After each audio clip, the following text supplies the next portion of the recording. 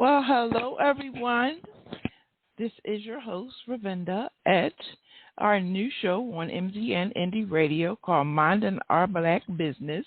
And before I introduce our guest, let me explain to you, since this is our first episode for Minding Our Black Business, what it is all about. Minding Our Black Business is a show that concentrates on all the information and resources that are necessary for Black-owned businesses who are looking for new ways to expand their businesses, find ways to fund their businesses, learn about new resources out there, and learning how to manage a business from experts that we will bring onto this show. We will also talk about equipment that you need. We'll talk about locations and marketing, branding, all those great things that help make a perfect business. What we would like to do is to have people on who are currently experiencing either growth or loss from the COVID-19 crisis, because there's a lot of information out there that some people aren't getting so that they can help improve their business or reinvent their business, because some people have actually had to close their business because of COVID-19. Now that the country is getting back on its feet somewhat because of things that have happened with vaccines and boosters and businesses opening back up, a lot of people are trying again to run their business or to open it back up, and we want to bring on some people who can help with that. Okay, so today we have our wonderful guest, Amber Hawkins, otherwise known as the Computer Lady. She's going to come on and work with us on a lot of things we need to know about computers. She's going to discuss her background, her expertise, and some other activities that are taking place in her life, because she's been so very successful about this. Now, I'm not a computer whiz. I only know a little bit of things, so I'm going to let her do all the talking and and let you know. And if anybody out there is listening and has any questions, feel free to call us. And we're not going to open up the chat room, but we will make it available for you to call in. If you do want to call in, you can use the number 515-605-9722. And with that, I'm going to introduce my guest, Miss Amber Hawkins. Hi, Amber. How you doing? Hello there. How are you? Oh, I'm doing very well, and I'm glad to have you on the show. It's been quite some time. We both started off here at Blog Talk way over 10 years ago, so I've known you for a pretty long time, and I appreciate you coming on to the show today. Well, I count it an honor, Ravinda, and I also thank you as well for the opportunity to do this. And hi, everybody. I miss y'all. It has been, as she mentioned, a little over 10 years, but yet we're still around. Oh, yeah. Blog Talk has been a really benefit to anybody who likes to do podcasts, with all the equipment, online equipment it gives you, and exposure that it gives you. And there's so many people on there now since when we first started. And, I'm grateful for that. So that's why I just keep coming back, what I call the first podcast home for me. Mhm. Yeah, for many of us it was, as you said. If we were interested in doing it, this was where we started on, as we affectionately know as BTR. Yeah, when it first started, it was free, though. Yeah, it was. Yeah, it was free. You could do it as often as you want to, or a little as you wanted to. Yeah, they're making their money now, so. Understandable. Well, give me a minute. I'm going to try to put some music in our background. They have some new features on here, since you didn't, know about that. Hold on a second. Mm-hmm.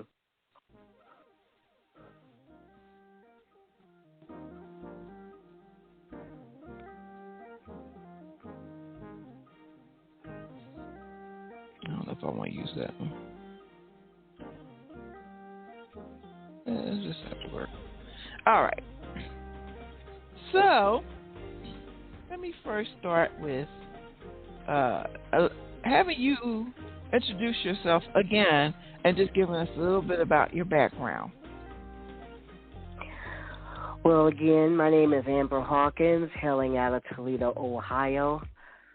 Born, bred, and raised. Middle of three girls. I'm the middle sister. I have one older sister in Pennsylvania and youngest sister here in Toledo, Ohio. We had a brother, but he passed some years ago, and my parents passed some years ago as well. I remember pretty much a very loving upbringing, two parents. I was for about, I say 8.5 years, an only child, and then my sister was born around then, so there's about almost 8.5, 9 years difference. Grew up, again, loving, fun childhood, education, very important, of course. Getting that schoolwork done, doing what you need to do to keep the grades up. That was the belief since my mom was a principal, and my father, he was a bus driver. When it comes to punctuality, he was the one, when we both entered into the work world, they say if you be there at a certain time and clock in a certain time, you be there 10 minutes before you need to clock in. He was that type of person, and thanks for his service. He also served in the Army. Teenage years, I went to Catholic high school. My sister went to a regular school. I was the only black female in this high school that I went to, so yes, I was able to survive that, and I also made it through National Honor Society and graduated back in the early 80s. And then from there transitioned to college. It was called Findlay College at the time, but it's now University of Findlay, which is about an hour away from Toledo, Ohio. So if probably not a familiar town to many people, if there are those of you who probably traveled, let's say, to Columbus or at one time or another, that's a town you have to go through first. So Findlay is one of those small towns you have to go through first in order to get to Columbus, Ohio, which is that type of town. Graduated from there, went into the work world, in everything as far as social work is concerned. That's how I started. Then after that, experienced layoffs, went back to school, got my master's in which was a new field at the time called educational technology from the University of Toledo. There were 3 different opportunities to gain it, either via library, human resources specification, or school curriculum. I went through the human resources specification realm so I can do as far as training in the work world. Had various positions and ran into some slumps. Been through, I think, more than 5 layoffs that I can remember. And I was stuck in between with, how in the world could I go through, gain masters and all that, but experience layoffs. So a friend of mine told me about a program here in Toledo in which if you want to learn to be a business owner, you can go through it here called SS Toledo. So went through that, got my small business certificate around 2004. So I said, after some praying and all of that, I would start my business. So in 2005, I decided to, quote unquote, open the doors of Your Computer Needs of Toledo, LLC, and hadn't looked back since. Had some ups and downs. That does come with the small business world, but the goal is to not to give up and to keep going. So So that's pretty much a synopsis of how that was as far as in the BTR realm. That was back around like 2009, something like that, I think. I enjoyed it. So it was a way to expand, what I did, and also talked about different things computer technology-wise. It was so much fun. And sure was. I do plan to come back. Oh, that's great. It'd be wonderful for you to come back. Yeah, I just got to check out some things, but, yeah, I do. I've been trying to make a comeback for quite a while, but sometimes life and things happen, as we all know. But that's still the goal. Well, I'm going to put a little plug in for BTR just to let you know that even when we go on a hiatus and, we still have our account there and we're just not doing shows, people can still download the shows or listen whenever they want to. So I was surprised to find out I had over 170,000 listens, and a lot of them were during the time that I took a little break from 2011 until I guess just about now. People were still listening to the old shows, and I realized that when they show you the map of where your people are that listen to you, it had expanded to like the Middle East and Africa and Asia and Latin America and the Mediterranean. I was just really surprised that people all over the world were listening to, some of the shows that I did. I think I did like 180 shows or something like that. But even when I thought nothing was going on, because I wasn't on, people were still listening. So that's the good thing about Blog Talk, because I don't know if any of these other platforms continue to, allow you to have all that where people are still listening. Right, that I don't know either. That's a nice surprise, and that's a nice shock, too. So right, and still when on I have Apple. a chance, I have to check. And on the Apple, too? Wow, that's something. Yeah, Blog I'm going Talk to have to check to see Apple. if I still got any listens or not. You should check it out because they put you on Apple, and then I have some links to I can send you when you get started again that can put you on Amazon Music and Spotify too. Oh wow, I appreciate it. Thanks. Okay, so let me just go backtrack a little bit. First of all, what was it that intrigued you about getting into computers when you decided to go to college? I think it was my love for them. It was something that interested me. I had wanted to learn about them, and it was around that time, too, when it was the changeover from the typewriter to the computer. And I remember hearing talk about that transition going to happen, so you might as well start learning computers and all of that. So I would say probably the most advanced piece of machinery at that time was one of those electronic typewriters, which I have to admit at times I still miss. But that was kind of sort of an introduction to computers. So when I went into undergrad college, they really didn't have too many typewriters around. The classes we had to take were on computers. So you necessarily didn't have a choice to, if you wanted to take some time to transition from the typewriter to the computer. Excuse me, the computer was right there, like, boom, here you go.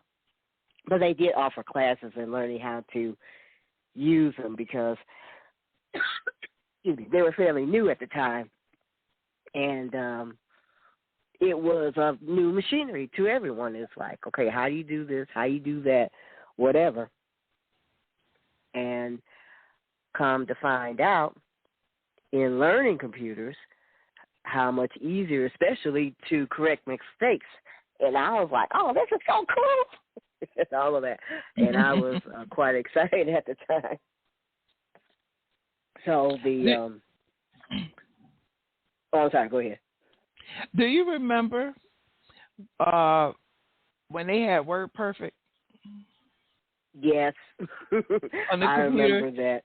Well, we didn't really have. I remember that, the DOS and everything else, yeah. We didn't have actual word like we have now, but we had a whole platform called WordPerfect, which is where we did all our, letters and things like that. Yep.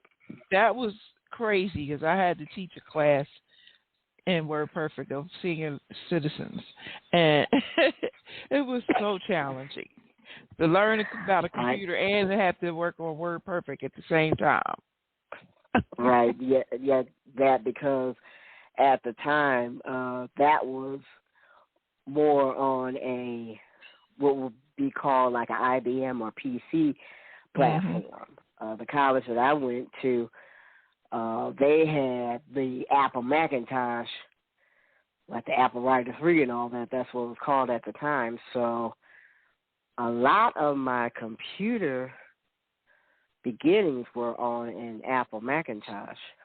It was later on that they brought on some PC computers, but that was my first learning of it. And also in that I didn't go really deep into the technical side of things, but at the same time, any of us who wanted to go into that field, we had to take some classes that introduce you to some of the technical terms. Now, at first, I didn't go straight computer realm because in undergrad, I graduated as far as in Spanish and social work. However, I still made sure I kept my computer skills up to par because also during those classes they had mentioned that you're going to be going into the world of work where you really need to learn computers because that's what's going to be happening. So I kept those skills up. And believe it or not, I still kept my skills up as far as typing was concerned because there could have been times I probably would have, if there wasn't a computer available, there was still the typewriter. So I tried to be as versed as possible. Did you find in your travels a lot of people who had still not, understood the basics of working on a computer? Yes, I did. I found even with everyday tasks to do and in travels, found those that found computers challenging and trying to grasp the learning of computers. One of the main reasons was because of the jargon. It's trying to understand what this term meant, what that term meant, and on from there. And usually what I had done, in case there was a question mentioned about what does this mean, what does that mean, I tried to break down layman's terms what it meant. And in carrying out the task, what to do and what not to do. Because training on a PC was a little different than training on an Apple Macintosh device. Because when you mentioned earlier about WordPerfect was different than the old, it wasn't really coming up yet, but I think it was Corel Draw or something like that. And any other software that Apple Macintosh had. So there were those differences and some similarities at the time. And people found it confusing because everything was changing, and it was like, how do I adapt to this? How do I incorporate this with what I already do and I got 9,999 other things to deal with. Now I got to deal with this. So how do you adjust that? So it was quite a period at the time. Oh, I believe you, because so many things came out after Word Perfect, and then as we transitioned into, the regular computers, and instead of that big giant box that we had, I remember that. I had about 3 of those, and I remember trying to carry that. Then you had to carry the big old keyboard and all that other stuff, and it was just, complex, And now they got the flat screens. I was so happy when those came out, and it's a lot easier to carry. I mean, they first started off with a big stand under the flat screen, so it felt like it was a TV, and then you got a little smaller ones. Then you got your 2-in-1. So the computer has made so many conversions, over the decades, that it's amazing. And the other thing that bugged me the most about it was that each time you got one, it will be another model coming up soon. So you probably only keep that computer for about a year, and then you have to go get another one, because the new software will also be more advanced, and it wouldn't even work on the old computer because the processor wasn't fast enough. So that was just crazy. Now let me ask you this: what was it that made you want to teach people? As difficult as it is for something like technology, what was it that made you want to teach people about computers? Strongly, I believe that I was going to be able to do the best I can to help people overcome that obstacle of learning computers. But it was something, I believe, from my upbringing, especially over basically what my mom taught about, helping your fellow man, helping the people to overcome problems, to do the best that you can as you help others. So I just took that belief and carried it over to doing it, because, again, I was interested in computers and I loved them. Plus, if someone was struggling, I wanted to try to help them overcome their struggle. And the other thing, too, is that I noticed and I caught on to the fact that not everybody could catch on to computers like I could. Just about anything computers, I can catch on quick. There were people who it didn't mesh at all. It didn't gel at all. You say one thing and they're already lost. So I would at times be nearby those who had trouble, and I tried to help them out. But I had to make sure, because at times I didn't do it. Whoever, let's say, the trainer was, I was like the quote-unquote assistant trainer, although at times I wasn't supposed to be. And there have been 2 times I kind of got into trouble for that. And I was like, I'm sorry, I don't mean to. It's just that you were busy trying to help the other person, and this person needs help so we can go along with the class. Yeah, sometimes it's like that. Those teachers are just, they already know and they already understand. So therefore, they're not thinking about the people. It's taking a little while longer for them to catch up with everything. And then, other people in the class will pick it up so we can be helpful. Just never know. No, never did, especially if it was done with, I don't know if they still call this at this time, but it was the term boot camp style, where it would be maybe if something was a training that would usually take a month or a month and a half, you do it either in a couple of days, that type of training. That can really make your head spin because everything was crammed in a short amount of time. you can get through it, but it does take quite a lot of discipline to manage that. Now, once you've completed college, and did you have to continue on getting certifications and additional education as the industry, continue on with growth? Mm-hmm. Actually, at first I didn't learn about the certifications and everything until it wasn't during college. It was, pretty much like you said, way after college, because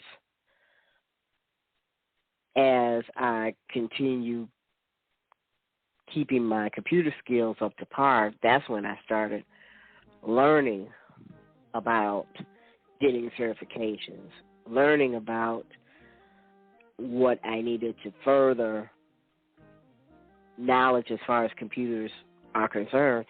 In addition to that, what different specifications there are in the computer and technology world. A lot of people don't understand that if you are from the computer and technology realm, you do only this or you do only that. No, you're sadly mistaken. There are so many specifications, and even a specification has many sub-specifications of computer. There are those who go more on the technical realm. There are those who, like me, were more on the training, software, desktop realm, and those who go on the side of maybe it's technical, but more on the engineering side and on from there. So there's a wide range of fields and specifications you can go into computer technology-wise. Okay, so now you decided to become an entrepreneur in this industry. Did you find it to be, difficult when you first started? Because I believe there was probably a lot of people who were thinking of getting into that, because I remember when they had so many classes for this, that, and the other in computers. Did you find it a challenge to get started with your own business in this industry? I did, because, number one, I didn't have everything in place, but I was going to do what I can and go for it anyway. I've had some past workings in which I had overseen a computer lab and had seen how things done, and combine that with some of my past work experience in other positions. So what I did was, at first I just went by memory of, okay, I might not have like a physical place to conduct my business except my home, but at the same time, I'm going to run it to the best of my ability. At times when I was at small business networking events, I always try to ask for advice from those who were more into the entrepreneurial world and had longer years with it than I, what to do, what not to do, and all of that. And actually, around the 6th month of my business, I went through something similar to what I went through before. I went through it was about a 5 or 6 week training on running a small business. And that really helped me because it expanded more on what I needed to do to run a small business. So whatever I was missing, actually I learned during that time. It was one of those, they used to say back in the day, one of those brown lunch series where during the lunch time you can bring a lunch with you, excuse me, and learn what you need to learn during that time, which is considered in the work world the lunch period from 12 to 2.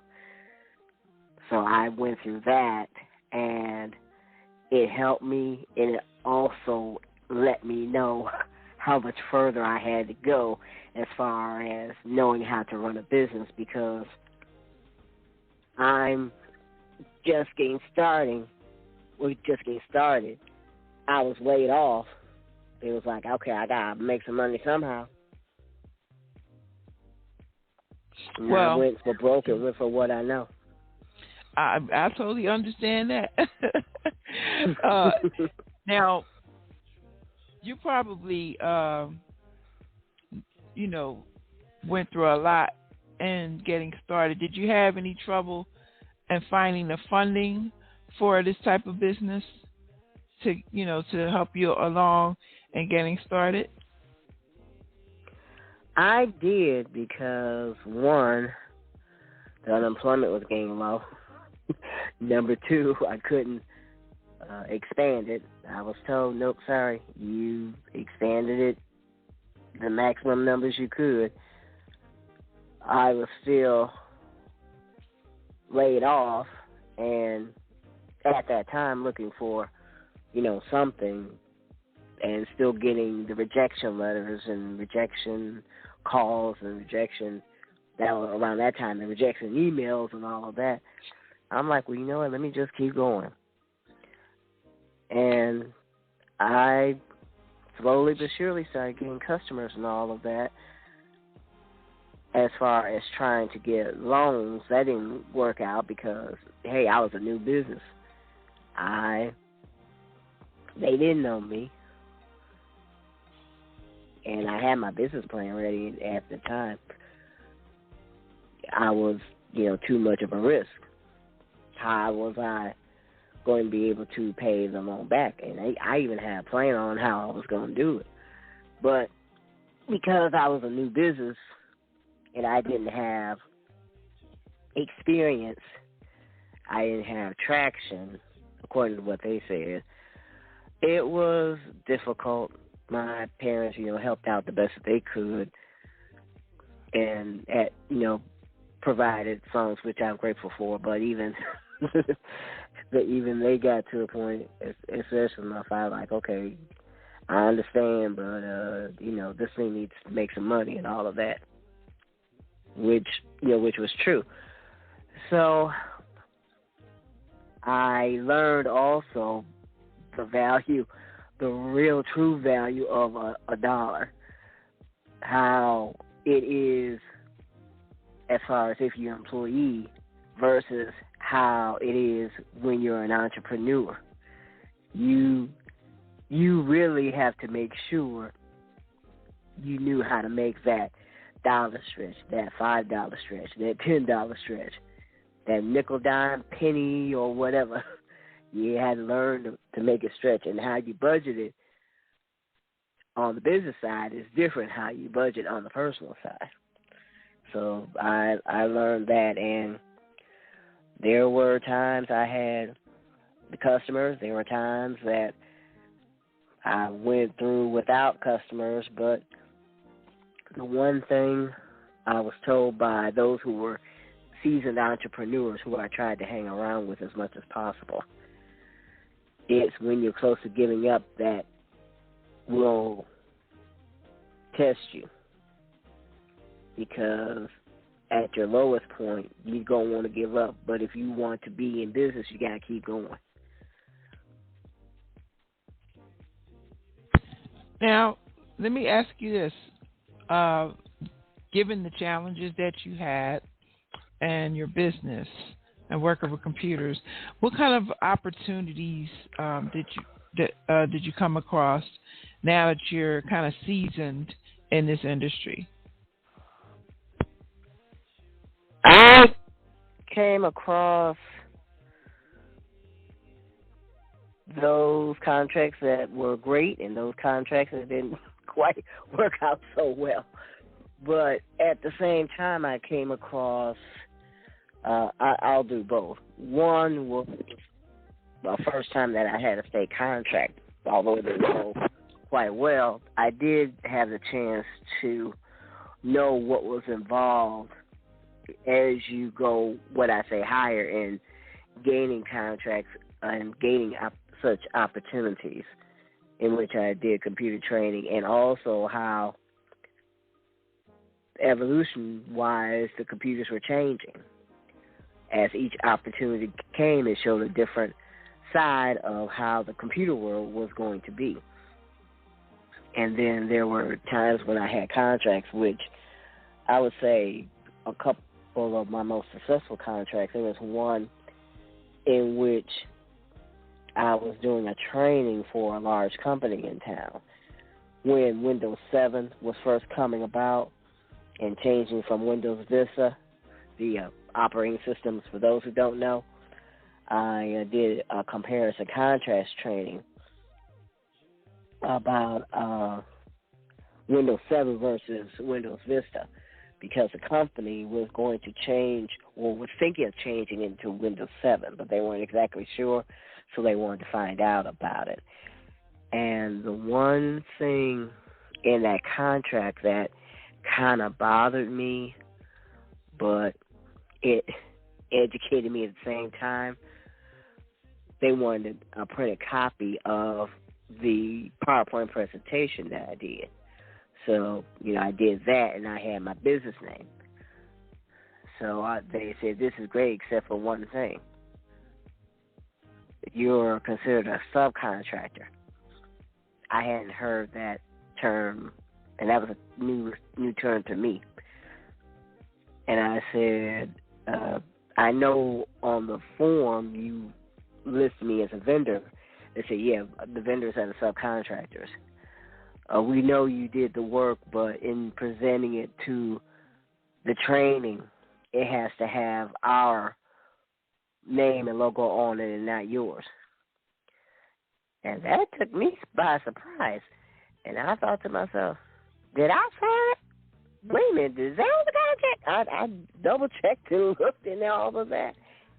And it was like, yeah, it's on the contract. I was like, okay. That was a lesson on contracting. So it wasn't something I was going to do, but I had to. If I wanted to keep this contract and get paid, I had to, oblige. And I had another one in which I did a small group training, and this was at the time when it was kind of backwards. It was Windows 10 at the time, or starting to get to Windows 10.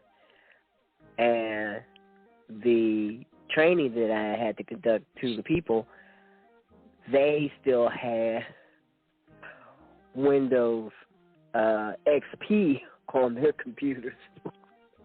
That one was something else, but it was quite a good challenge, because here I am trying to keep my skills and everything honed, and at the same time I had to help people who still hadn't gotten to the current age yet as far as computers, because this was going to reflect on their work. And I wondered, too, how in the world they made it all this time with all this old equipment and everything, but they had no choice. They had to. And I learned about compliance, too, at that time. Sometimes compliance at times were the reasons why there wasn't any progression. Not a bad thing, but sometimes that happens in the corporate world. So what would you say was the most challenging part of, teaching people when it came to, not say individuals, but businesses, business owners? I would say one of the most challenging was that they were going to have to learn as well about the computers. Perfect example. I'm going to take that small group that I was training who had to have their equipment updated to having the Windows 10 operating system on their computers, on their laptop. One of the trainees already had it on her computer, but the others didn't. What I did was I posed a question. And the question I posed was, let's say that there is a document that's a quarterly report, rather. It was to be due next month, but it's due in a couple hours. And your secretary or administrative assistant is at lunch, but they need you to send it. What are you going to do? The person who was the trainee said, I have to tell them they have to wait for my secretary to come back because she's going to be the person sending out the email. And I told her, well, they actually told you that they need it now, so you need to attach the document to email the report. And she said, oh, how do you do that? In the back of my mind, I thought, are you serious? How did you become a supervisor and not having to have this basic skill? But I had to hold it together because I was in a professional environment. So I told them, well, you have to go into your, I was describing the process of what to do. And you have, it's more so now, but you had those in positions, supervisory, director, assistant director, all of that, who didn't feel that they needed to know about computers, but they actually had to, because it didn't hurt, because things were also changing at the time too, to where not only did anybody from a clerk to a secretary to administrative assistant had to know about computers, but you as a supervisor need to know as well, because what if something happened? You needed to know, and there was a lot of reluctancy too at the time. It wasn't easy, and you had those that it was pressure, I would say, because here it is, the changing of the tide in the work world, in which now you the supervisor, now you the director, now you the whatever other position that you had need to know something about computers as well. But there was reluctancy. They didn't want to. I see. Now, let me ask you this. What type of services do you currently offer? And I don't remember if I mentioned the company name of your Computer Needs of Toledo, but and you're located in Toledo, Ohio. What type of services do you offer your clientele? Well, still offer computer training consulting. I've expanded to say customized, because not everybody has the same need, and not everybody needs to learn the same thing. It's based on what the need is. So computer training as far as from computers, like you don't know anything about computers at all, to specifically the Microsoft Office suite. So Word, PowerPoint, Excel, Outlook, Publisher, Access, and OneNote. So the Microsoft Office suite there. I also do small and large group trainings and computer consulting. The computer consulting expanded to that, I would say, probably around 10 years ago. So I added that. So the computer consulting part of it is where I consult with a company or a nonprofit or another entity, a faith-based organization, and assess how computer savvy that they are. Do they have the right equipment? Do they have updated equipment? There have been a few cases. Do they have equipment? And sometimes the answer was no. And how they can get from where they are to where they need to be, especially to be more technologically sound, because that, believe it or not, a lot of people don't think, and a lot of companies don't think, that does reflect on your return on investment. Also reflect on the reputation of your company.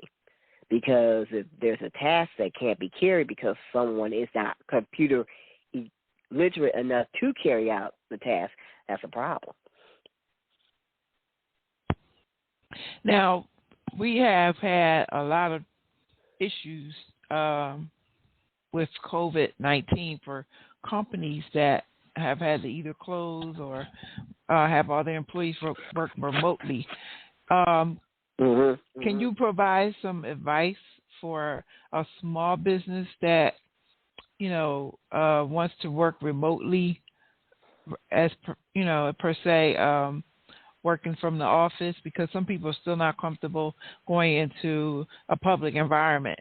What kind of advice can you offer for someone who wants to do their work, remotely, and what kind of equipment should they have? Which is understandable.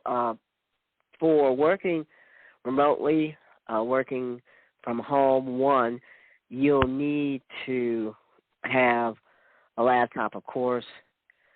In some cases, if you would rather use a desktop, it would be if you are doing something in which you're more stationary, where you don't have to move a lot. If you have to move a lot, it's best that you have a laptop. You need to make sure as well that as far as your internet service, how are the terms as far as your internet service provider is concerned? If you are in an employee situation and your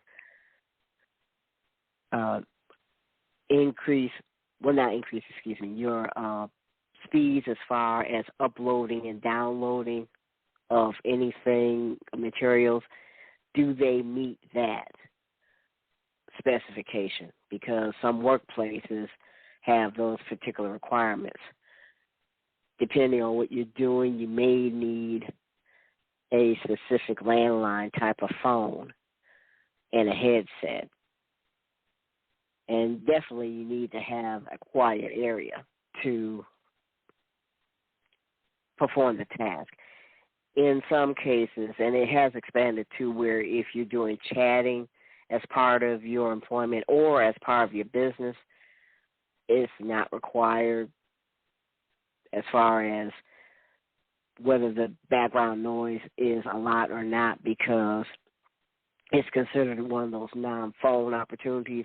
But at the same time, you need to have what's called an Ethernet cord. So you could be what's called wired. It's going to be required for you to connect that wired to the laptop and then also to the back part of what's called your modem or your router. Now, I know these are probably a few terms that is going to be new to people, but that is what you need to carry out the work, because the material or the work that needs to be submitted has to be transmitted directly through that wired road, I'll call it, going back and forth, instead of you being wireless, and then if you're uploading something, it takes too long for whatever you're uploading to have happen, or it takes too long for something to be downloaded. So you have to have that. The software, you need to have updated software. It depends on industry, but you still need to have something that's of a word processing program, something that's of a spreadsheet, something that has to do with email and all from that. Sometimes you can go with an installed email software program. Sometimes you can just use your email from your browser, as it's called. I would say that's basically what's needed as far as working remotely. And I even help companies with this, because the one thing this pandemic did was open the door widely as far as who was computer literate and who was not computer literate. Not only that, it opened the door widely as to which company was able to handle things and transition to virtual, as opposed to companies that didn't know what in the world was going on, what in the world was being talked about, and how in the world they were going to survive all this. Wow. Now, you have some speaking engagements that you do and master classes. Do you want me to give you a moment to let everybody know what's going on now, like what you have planned right now? Yes. As a matter of fact, tonight I'm one of the speakers for the Women of Vision, and I'll be talking about where business-wise are you now compared to when the pandemic came about. So I think it's about a couple of years. So where are you now? So I'll be talking about that. And that's going to be, as you said, or as I said, tonight at 7 p.m. Eastern Standard Time. And I'm quickly getting that, but as I get that, what I did a couple of weeks ago as far as master class, which it was my first one. I have to admit I was a little nervous and scared and excited at the same time. The master class I had was entitled Basic Computer Maintenance for Busy Entrepreneurs. These, I'm going to call them devices, because you have not only your laptops these days and not only your desktops these days, you have your smartphones, you have your tablets, depending on, you have your drones and all of that, and they're maintained. There is that budget item of computer maintenance that sometimes is a little astronomical for a small business owner. So the master class that I had was one in which I showed step-by-step techniques on what you needed to do to clean your equipment, how to do it, what to use, the steps that you need to take to prepare your device to be cleaned, what to do and what not to do as far as that was concerned. So overall, that's what that master class was. And I kept it an hour. I wanted to make sure I did that at that time, because as small business owners, as entrepreneurs, yes, we can get extremely busy. Yes, we have a lot on our plate. Yes, there is the challenge of trying to get through the day, and you have a lot of the day to get through, if that makes any sense. So I kept it at that time frame to show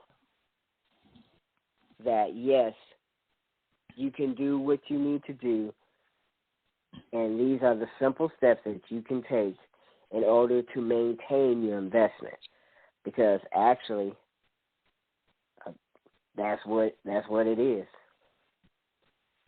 So why don't you tell everyone how they can reach you, whether it's if you travel to them or you can do it remotely, your contact information, and if you have an Instagram or Facebook that you want to share. Okay. What you can do, a couple of ways you can reach me. You can contact me, call or text to 419-304-4564. You can click on the contact link of yourcomputerneeds.net, and it will come to me. I do provide on-site computer training. It will have to be, since COVID isn't over yet, it will have to be where a mask is worn and you still have to maintain the 6 feet distance. Now, there are situations in which, as you have mentioned before, we're all trying to acclimate and get back into being in public and all of that. Mm-hmm. Nevertheless, there's still the safety factor. So the 6 feet will still have to be maintained.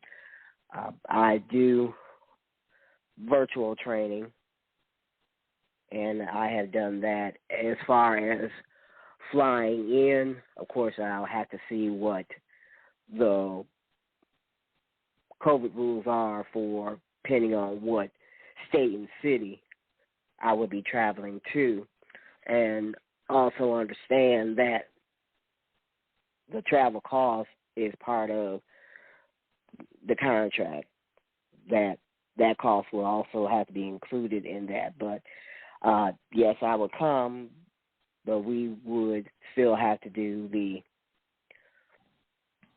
COVID-19 regulations and still abide by them. Okay. Well, that sounds good, because I'm glad you're able to travel and do all that. And I'm setting up a website for the podcast, and I'll add your link on there. So I want to thank you again for coming to the show and discussing this important information to our Black-owned businesses who are listening. It's very helpful to know what you need for computer usage in your business. I don't think computers are ever going to go away, but they continue to progress, and, everybody's going to need some help in the future. So thank you again, Amber, for coming to the show. I know you'll be back again. And when you get your podcast back up, please let us know so we can share that information with everyone as well. Mm-hmm. And I thank you again for having me. Greatly appreciated. And, before I forget, as far as Facebook, Instagram, Twitter, and also YouTube, it is YCN as in Nancy, OTLLC 05.